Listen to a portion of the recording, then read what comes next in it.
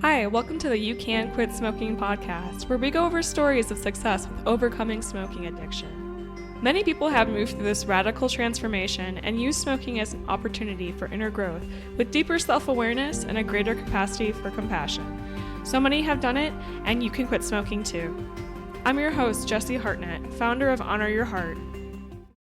Hey everyone, welcome back. I'm so excited to be joined by Julieta today. Thank you for being here. Julieta, can you introduce yourself to the audience? Thank you for having me. My name is Julieta. Hi, everyone. I grew up in Mexico and I have been in the States for a little over 20 years. I am a flight attendant. I've been a flight attendant for 20 years, so I've been living out of a suitcase for that long. I have 2 kids and I have my own podcast about unschooling and world schooling. Well, welcome. Thank you for being here again. And talk to us about smoking. What's your story with smoking? Oh man, I'm so happy you asked that question. It's something that I haven't really thought about it for too long in the last couple of years, but it brought a lot of memories. So I began smoking when I was in high school. Prior to that, my mom used to smoke, but I never really liked it. So when I was in like middle school, I didn't really like the smell or anything. It was a different relationship with my mom. My childhood wasn't bad. My mom did the best that she could, but there were few times where if I didn't do what my mom wanted me to do or something, my mom would use the when you don't talk to the other person. The silent treatment, yeah. Yeah, the silent Familiar with treatment. that one? Thank you. Yeah, so my mom would use the silent treatment. So I think inherently I began to believe that I was not worthy of attention, and that brought a lot of feelings. So when smoking came along, it was a way to belong into a group. So it was a way to stay in it because the silent treatment, the isolation that came from it, I haven't thought about it in a while. So what came from that, I knew what that felt like. So I knew I didn't want to do that. And smoking was a way to stay in it. It was almost like a soothing and coping mechanism for me. So it was soothing for me to be part of a group, to know that smoking would bring me into this group. And I just kind of went with it. You know, I smoked Marlboro Reds and I loved it. I actually did. But again, I go back to, I think it was a soothing and coping mechanism for me. It was the happier place for me to be instead of the isolation and outside of the groups that inevitably they form in high school and stuff like that. So it was definitely like a survival type of thing for me. So I kept doing it. And then when I finished high school, and then I went to a law school in Mexico because you go straight into your profession type thing, you know, medical school, law school. So I did my first year and I kept smoking. That was the highest point of my smoking adventure. I smoked 2 packs. I would finish 2 and then I would start my third. So I would smoke about 2 or 3 cigarettes from my third pack. And it was a lot. I remember having a smoking hangover at some point, you know, when you just smoke so much that it's just like you just cannot even stand it in that moment. So I kept doing it. Then I moved to the States and it was a little different though. Like not everybody was a smoker where I moved to Michigan, so not everyone was a smokers, but I still had the opportunity. We would smoke inside and I began in the airline industry in 2004 as a res agent because I speak Spanish and Portuguese and English. So I was on the phone and I would always go and smoke breaks, but it was always a coping mechanism. I would say if cigarettes was a man, I would be married to that man. Please, I mean, I know how silly that sounds, but it was so soothing to me that it felt like a safe place to me. Yeah. So I just did that and I kept doing it. In 2005, you know, I was smoking. So when I began my career as a flight attendant, I remember smoking in the catering trucks. So you would go to a place, people would deplane, and then catering would come to change the drinks and the carts and whatever. And I would go in the trucks. I would ask the catering guy, I'm like, hey, can I have a cigarette in your truck? And they would let me smoke in there. But this is, like I said, 2005. It's a little different. I remember smoking in the hotels. Hotels still had a smoking floor. So you could have a room in that smoking floor. And I would wake up around 2 in the morning and I would have a cigarette. I mean, I still think about people ask me and I'm like, yep, I did it. I would have a cigarette and then I would go back to bed. And thank God that nothing caught on fire at some point. When I think back, it was just like so dangerous and stuff like that. But I just did it. So I kept doing it until I met my husband. We met in December 2005. We went on our date early January 2006. He said years later, if I had known that you were a smoker, we would not be together. Wow. I know. I was like, what do you mean? So when I went out with him, I didn't smoke because he said he didn't. So I was just trying to be respectful of that. But then once we started dating, back then, some restaurants still had smoking sections. So I would ask, I'm like, hey, can we sit in the smoking section? And we did for a while. Late 2006 and 2007, we went to Bennigan's when Bennigan's still existed. Again, I feel like I'm dating myself here, but Bennigan's was still around. I said, can we sit in the smoking section? And he said, can we not? And that was really the beginning for me to really think about quitting, because right around the same time, hotels also started to move away from that. So all the smoking floors were done. They started putting limitations. So whenever you would get out of the airport for a while, there were signs that would say, please smoke like 20 feet from the door. And right at the beginning of that stuff, everyone was look at you like if you were a smoker, like get away from me type thing. So again, I was going through the isolation of wanting to smoke because I was a smoker. Now that I'm thinking about it, like it triggered something in me that I didn't want to be left out. I didn't want to be isolated, but I truly loved it. I was never a smoker that would walk and smoke at the same time. Like I hated that because I really enjoyed my cigarette. Like my favorite thing to do was to drive in my little Toyota Corolla with my window down just a little bit and have a cigarette when I was driving to the airport at like 3 or 4 in the morning. There was no one on the road. It was just me, my little car, and my cigarette. And it was just such a peaceful moment for me. So I just loved it. It was so fun. Yeah. So I started thinking about it because I didn't want to feel isolated. My husband didn't like it. He didn't like the smell. I think his sister, for a while when they were teens, his sister would take his clothes and the sister would return them with the smell of smoke. So it was also like kind of like a trigger thing for my husband, just a, memory. And I was like, it's okay. So I just started kind of thinking about it. Then one day I was like, yeah, I think I'm done smoking in the States. So whenever I would go back to Mexico, I would smoke with my sister. Whenever we would sit down and have a chat, like I just loved it. So I would go back to Mexico and I would spend some time with my family. And it was just something that we did for like a barbecue, late night, just kind of catching up. So we would smoke. So I would smoke in Mexico for however many days I was there. And then when I would come back to the States, I would just stop. Was that difficult, being able to pick it up and then let it go? It's something kind of uncommon, at least in my own experience. I would never be able just like, oh, just here. I had a hard time setting boundaries with it. So Okay. what would you have, like physical withdrawals when you would come back to the States? Would you be moodier? Was there any noticeable difference after having like smoked for a week or however long you were there? I was a little more anxious. I would think about it because I loved smoking with my sister, like after a meal or with a coffee. Again, it was a soothing mechanism for me. So it was always a peaceful experience for me to smoke. If I thought that I would be rushed finishing a cigarette, I wouldn't smoke. Like it was a good experience. Except with sometimes when I was at the airport when I was short on time, I would like try to catch as many cigarettes. So I would smoke and 3/4 of the way I would light up the other one. I mean, it was madness. But so I would feel a little more anxious. But then after that, I would realize that the same experience that I had in Mexico with my sister was not going to be the same one in the States because nobody liked it. Nobody liked the smell of smoke at that point. There were no restaurants that you could smoke. Even some of the ones that had outdoor space, they wouldn't let you. Everyone would just look at you. And I really think it goes back to the silent treatment and feeling excluded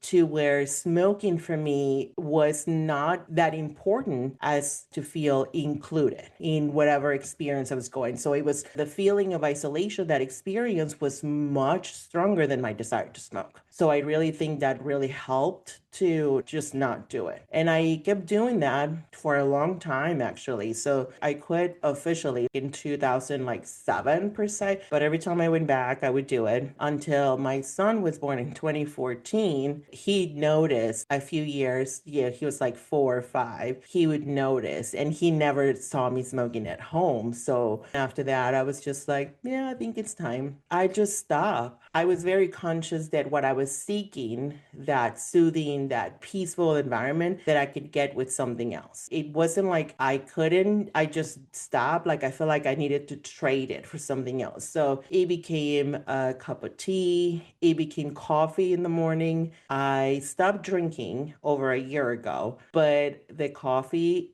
stays. Yeah. Like Same.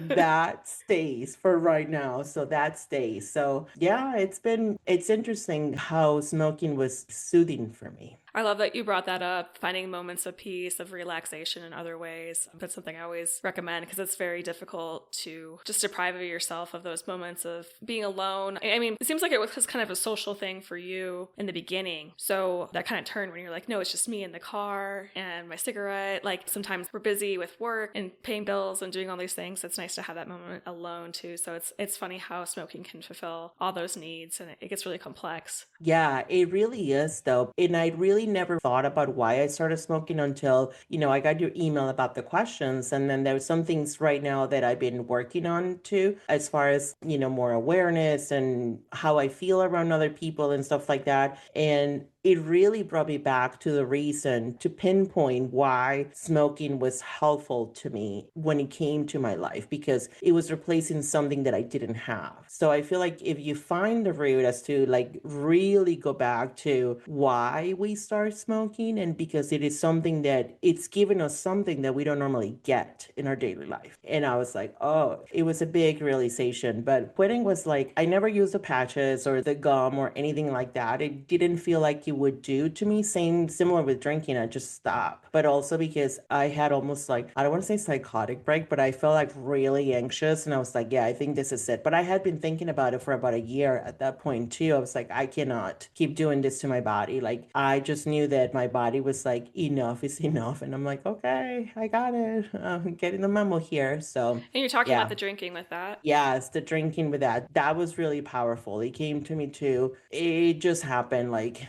I felt like my body was having some sort of like a breakdown almost. Like I was sweating, I was shaking, I was just like, enough is enough. And my body was like, yeah, you need to stop. And I'm like, okay. And that was that. I stopped. I didn't have to do anything else. But yeah, it's the same thing for smoking. Yeah, I was wondering more about that because you kind of painted it in a romantic light. And I know that we can enjoy it and savor it in ways, but I'm wondering, did you have any of the ill effects? You kind of talked about maybe having that cigarette hangover, but on the day-to-day to it, were you feeling call from your body, call from your intuition, like, hey, this isn't good for us, can you stop? I never really did actually. So back then, I'll do say that my intuition was not something up until the last 5 years. So 2020 was a huge change for me because our family went through a huge transition into homeschooling. It was part of it that I had to do a lot of inner work at that point because homeschooling was not the romantic version that most people think about. It didn't go like that for me. My kids were not listening to me. I was blaming them for that. I got lucky that some articles came to me whenever I needed them the most to point me inwards. So I was trying to find stuff for my kids, but they're like, no, you need to look inwards, because I was angry because my kids weren't doing what I wanted them to do. I was angry. And I knew that if I continued down that path, I was going to do more damage than if they went to school. So I stopped and started looking inwards a lot. So prior to 2020, I wasn't really connected to my intuition or to my body. I feel like there were two different pieces. Every now and then my intuition would pop. It helped me along the way in making decisions. Totally did, but not like that. But one thing that kind of helped me at some point to stay with it, I didn't have withdrawals or anything like that because, again, I replaced one mechanism with the other because I was like drinking coffee. I gained weight totally because I got hungry, because whenever I got hungry, I would smoke. The moment I stopped smoking, I gained weight. There was no doubt about it. So I was drinking coffee, I was eating, I was just doing a whole bunch of stuff. But I had a biology class with an amazing professor who explained into the class about what happens to your body the moment you inhale the puff of the cigarette, like when you inhale it into your lungs. We will get back to the conversation in just a moment. If you are finding value in these episodes, but you feel like you need a physical roadmap to hold on to, I wrote something just for you. My book, Honor Your Heart, is designed to be a companion for your unique journey. It isn't just a list of reasons to stop smoking. Instead, it is a deep dive into the heart-led framework we talk about here on the show. It covers how to navigate the identity shifts, how to handle the hard days with grace, and how to finally trust yourself again. Whether you're just starting to think about moving on or wanting something to keep you on track, this book offers the perspective and tools you need to make your success sustainable. You can find Honor Your Heart by visiting honoryourheart.net/book. It is currently 15% off for my listeners when you use the discount code podcast at checkout. Now, let's head back to today's story. Essentially what happens, and I don't know the names of the organs or whatever, there is something in our body that gets shut down every time. It's like you're putting your body to sleep. It's like all groggy because you're given the smoke. And then it takes the body again a couple of minutes to come back up to be like, okay, we're here to protect you. So you're essentially turning off the defenses of your own body by smoking. And that kind of helped me a little bit to regain, okay, I did the right thing. It was okay. But then I heard another story from my husband whose aunt, they kept telling her to quit smoking. They kept just nagging at her, like, you need to stop, you need to stop. And she did. And then after like maybe 2 weeks later, she got sick, big cancer sick. Now, I don't know, but in my mind, it's like later on I read like smoking changes your chemistry. Like it changes how your body operates. So I feel in my mind, and again, I'm not a doctor, this is just my own mind. In my mind, I think she smoked for so long, like she quit and then she got sick. I felt like it was their body's way of like, we don't know how to function. We don't know how to do this without smoking. So I don't know. It's just, it was very complex, but I experienced just little things here and there, but not the withdrawals. I experienced more withdrawals from stopping, from not drinking Coke. Like That's a I, rough one, yeah. yeah, like I used to drink, the big gulp, the 7-Eleven. Prior to the airline industry, I worked at a community center and I would get a 7-Eleven big gulp of think of Coke before going to work, right? And a cigarette, of course. It was like my jam. Yeah. And when I stopped drinking the Coke, massive headaches. I've never experienced something so painful as those headaches. But from smoking, it was more like me wanting to reach out to something. Yeah.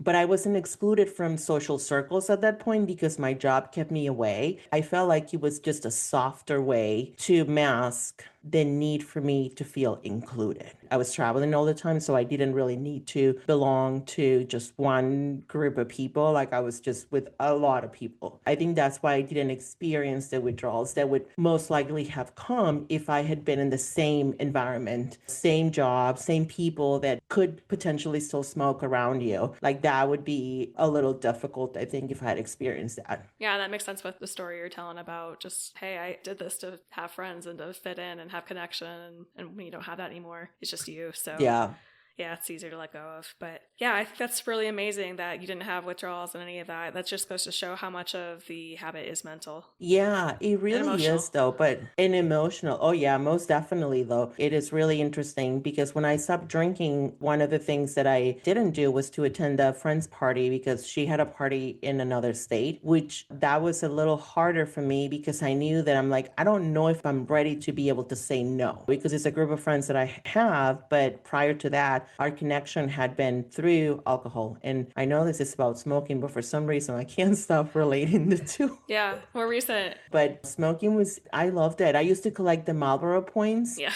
Do you remember? Yeah. Do you know about them? The coupons. You do? I smoked Marlboro Reds too. So yeah, I always wanted to go to the ranch. It was my dream. Yes.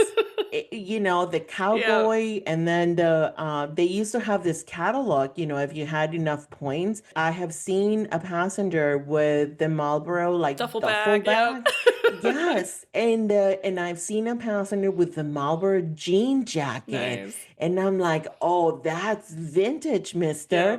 And he's like, yeah. And I'm like, so I still have affection for what he did for me, really. Like, I know it sounds terrible and I'm probably just sound like a loony here, but it helped me when I needed it. No, I think that makes a lot of sense if it's, part of your story. And if you're in a place where you're happy, it was all part of getting to here. Couldn't be any other way. Because I had a lot of regret. I had some side effects. I still do, actually, that are lingering. Like I have rosacea and gum disease. And so I have like these long lasting effects that have been like, man, why did I make that choice? But it just, my life wouldn't make any sense if I hadn't gone that route. So that's how I understand it. How long did you smoke? I smoked for 15 years. Okay. Yeah, roughly about the same, I think. No, I guess it wasn't as long then. Wow. but I smoked a Yeah, lot, yeah. so I smoked every day. From the airlines, I would go to Puerto Rico. Any international would have a duty free. So your carton of cigarettes was less expensive. So I would buy the cartons and I would keep cartons of cigarettes in my refrigerator, may not have food. It probably never did because I'm not a great cook and I don't really enjoy it, but it always had cigarettes, always, like never failed. So I did have some gum discoloration at some point, but I don't know if it was from smoking though. I don't know if it was from something else. And then it eventually just went away, which was really, I don't know, it was interesting, I guess. Yeah. I like never really thought about It it. can have some pretty long-term effects that even after you quit, IBS can pop up. You're more likely for all sorts of microbiota changes. Like you said, it's changing your chemistry in your body. Yeah. So, some of that stuff comes up later. But I'm so glad I quit when I did it, obviously. I felt so much better. So talk to us about some of the gains. You're talking about, having all those packs. Did you feel freedom with that? Were you glad to get rid of the ash? If you had to pick like one gain that's really been significant to you, what gain would that be? I think the gain was that I wasn't attached. I felt free for sure. Like, I think the freedom because I was planning my days or planning my trips around whether I could smoke a cigarette or not. Nowadays, airports are massive cities. So to even go out to the curb, it takes you like 30 minutes. Like, no. So I would plan my days or my trips around airports that I could smoke, hotels that I could smoke at, or places. So I felt a sense of freedom. I was no longer working for the cigarette. Felt like I was doing that. So I was at someone else's mercy of my day. So I think that's probably the biggest gain.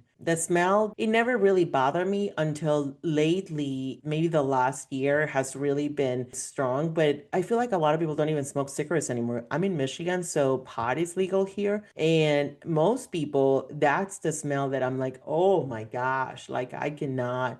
Everyone's, yeah, smokes pot and they drive, Yeah. smoking and all of that. And I'm like, that's really dangerous. I'm like, cigarettes were a much better option. But no one's listening to me. The vaping too. Like some people, did you do that? No, I've tried it a few times. It wasn't my thing. So I don't understand why. Like cigarettes were much better. I don't know. We did a couple of cigars when we went to Puerto Rico. Like there was an art to doing the cigar and to wrapping the tobacco leaves and all of that. So like I said, it was just more of it was good to me while it lasted. And I'm glad that I don't do it anymore. But it served definitely, like you said, it's part of my story and it's an important one for sure. So someone that's in it, they're struggling to quit. Maybe they've gone back to it. Maybe they try to quit and come back. Doesn't really sound like you went through that yourself. You kind of just made that choice. So that's amazing. But someone like me, I had to quit. I don't even know how many times, 100 times to stick with it. Maybe somebody that's like thinking about quitting, but they have doubt. They don't know what life will look like. What word of advice would you have for somebody that's in it? They're struggling. They want to quit. The one thing that I always tell people is like, you already know the answer. You already know the answer is to be open to listening to what your body and your intuition is telling you because it's already in you. You may be ready and that's okay. You may not be ready, but to start asking the questions as to why you smoke, it may be stress. If it's stress, what brings it on? Because that's what brought it to my mom when she smoked when I was a child. It was stress. My mom, it was stressful. Until this day, actually, my mom still smokes. I don't smoke anymore, but my mom still does. My sister does as well. My dad used to smoke too. And my dad was a functional alcoholic. So he was actually a nicer person when he smoked too. So, I have those various attachments to it for those reasons, but start looking into why you started, getting nitty gritty into the details because it's there. So behavior, whether it's smoking, whether it's going out for a run or whatever, behavior has a root. And once you find the root, then you can probably manage to change the behavior. But it's so embedded in us that it's really hard to see because it means that we are going to go back in time probably. And that's what most of my work is about. It's about wounds that we had in the past and they haven't healed before and you have to reopen them. That's the reason why I'm like, there's no reason to open them. Like, I don't want to go back to that. Like, why do I want to work through that? Like, no, but you do. So just be kind to yourself because there's a reason why that's there and there's nothing wrong with you. And if people don't like it, there is nothing absolutely wrong with you. If you want to change the behavior, doing the work, it's hard, but you will probably be happy that you did. And if you don't, then that's okay, but that's your decision at that point. And we can only be responsible for our own decision making. Like we can't control other people. We can only control what we do. So yeah, don't let the habit control you and just think about it and part ways with it. It's okay. If you're ready. If you're not, then that's okay too. So many gems in there. Thank you. Thank you. I'd like to know more about your work. I really am interested as a mom. And can you talk to us about your podcast, where they can find you? Oh, yeah, absolutely. So, my podcast is The Unschooling Lifestyle, and our website is theunschoolinglifestyle.com. I started my podcast back in 2020 because, as I said earlier, during COVID, we went into home education, and I had a very unique idea of what that looked like. And my children came with their beautiful selves and told me that my behavior was very much not acceptable. Growing up in Mexico, I knew I had a different style of parenting. There was no such a thing as conscious parenting. There was no such a thing as listening to children. You know, children should be seen, they should not be heard. I knew what I needed to do to stay on the good side of my parents, especially my mom. Like I said, the silent treatment was her thing. So I learned what to do to not get it. Right. So I had to adapt. And when I became a mom, I had heard of conscious parenting, but I didn't really know what that was. And I wanted to do things differently, but again, I didn't know how. So home education really brought us to a point of no return in terms of you need to look inwards. That's what I did. So I started to dig deep. I had been through therapy for years, like in and out all the time, but I started to do the work. In doing that, I realized that I wasn't alone. And 2020 is a huge shift for home education. No matter where you are, like micro schools popped up, educational pods, groups, homeschooling groups from different demographics started to happening. So it's it continues to grow. It has tripled since before COVID. So I knew I wasn't alone, and I wanted to tell people how important it was to feel as a person before you go into becoming a parent and then a teacher. So I wrote a lot about letting go. So I saw myself as a teacher and a parent, but then I realized that I couldn't be both. I had to be a parent first and then a teacher. So I have done a lot of work on that. It's mostly inner child healing because it all goes back to childhood. And your children, whatever happens in childhood, it gets coded with adulthood experiences. So it's wrapped up. So when your child is not listening to you or they're not doing something, you're not reacting to what they're doing. You're reacting to something that happened in your life years before. They are just bringing awareness to those unresolved issues. It's hard for people to say, well, my child is not listening. I'm like, the reason why we go from 0 to 100 is because of unresolved issues. And our kids, I call them our cosmic teachers because they're here to show us where the work is. It's just up to us whether we want to listen or not. And so I started doing that. I do a lot of work about how to transition into home education. And that period, similar to when we quit smoking, you're letting go of something that is a big part of your life. So now your life is shifting, right? Because your friends may still smoke, but you don't do it anymore. So you're adapting to a new life without the cigarette. When you go into home education, you're adapting to a new life without the school system and the rigidity of that system. So you have to redo your days. So that's really what I love about the transition because it's a very chaotic process that I feel like people don't often think about it. It's just like when you go from one system, the school, to homeschooling, which curriculum is just school at home. It's like it's not the same. And I did it. I mean, I spent $10,000 when we first started in curriculum that I no longer have and that I no longer use. So you can find us at our podcast, our website, and our YouTube channel that has like videos and short stuffs. And then I do one-on-one work, but mostly I put it out there because I wish I had that when I started. It would have saved me a whole bunch of tears because I wasn't sure that I could keep doing it. I was in a bad place for sure. And I love to help people with that. That is one of my biggest passions. I have great respect for that work because, yeah, it is daunting as a parent to make all those choices and try to be there as much as you can for your kid and have that balancing act of all these different roles and responsibilities. So thank you for supporting parents with that. Yeah, thank you. The biggest learning is that we have to support ourselves before we can support our children. Yes. Like running on empty is just not a good thing for anybody, for sure. Yes. Thank you so much for coming on, sharing your story, sharing your knowledge and your wisdom. And I really appreciate your time and your willingness to be vulnerable and honest with us. Thank you so much for having me. It was really I love diving into these questions that you sent me because they were so needed today. Like they just came at a perfect timing and I love that so much. So thank you so much for having me. All right. Thank you. Take care, everyone. See you next week. Today's conversation really emphasized the power of intuition. If you're ready to dive deeper into emotional tools and start on your path to quitting smoking, I encourage you to check out my book, Honor Your Heart. You can find purchase details at honoryourheart.net/book. Thank you for spending this time with me. Take care.